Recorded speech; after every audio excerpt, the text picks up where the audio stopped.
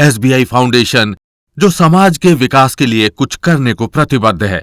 SBI foundation विविध क्षेत्र में एनजीओज के साथ मिलकर कार्य करता है, जिनको अपने अपने क्षेत्र में विशेषज्ञता हासिल है। ऐसा ही एक क्षेत्र है जल संरक्षण और प्राकृतिक संसाधन प्रबंधन का।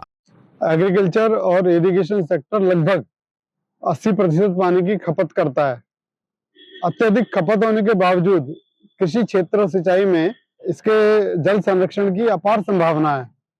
तो इसको करने के लिए हमें अलग अलग पारंपरिक तरीकों को इस्तेमाल करना होगा।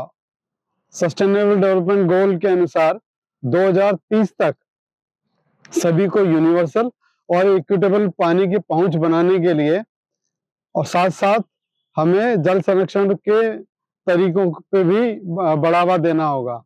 हमें यह सुनिश्चित करना होगा कि किस तरह से हम वर्षा जल को वापस इकोसिस्टम में वापस दे पाएं।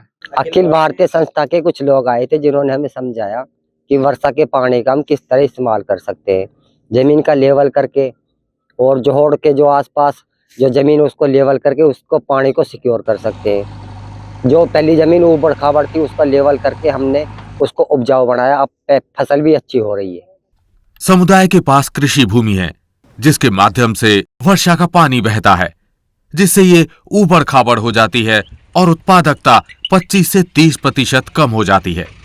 इंटीग्रेटेड नेचुरल रिसोर्स मैनेजमेंट का उद्देश्य तालाबों को पुनर्जीवित करके भूजल को रिचार्ज करने के साथ साथ खेतों और कैचमेंट क्षेत्रों को समतल करके घरों की आय बढ़ाने में मदद करना है। वर्तमान में इस परियोजना द्वारा 102 हेक्टेयर भूमि का लैंड लेवलिंग किया जा चुका है।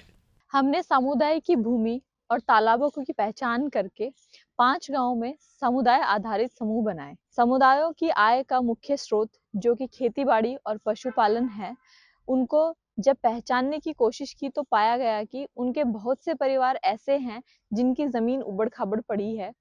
बेसलाइन सर्वे में पाया गया कि परियोजना क्षेत्र में ग्राउंड वाटर लेवल काफी नीचे जा चुका है, जो कि समुदाय के मुख्य आय के स्रोत जो कि खेतीबाड़ी पशुपालन है उस पर गहरा प्रभाव डालता है। साथ ही इन गांवों में जल संरक्षण समूहों का गठन कर वर्षा जल संरक्षण एवं जल संरक्षण के प्रति रुचि जागृत की है।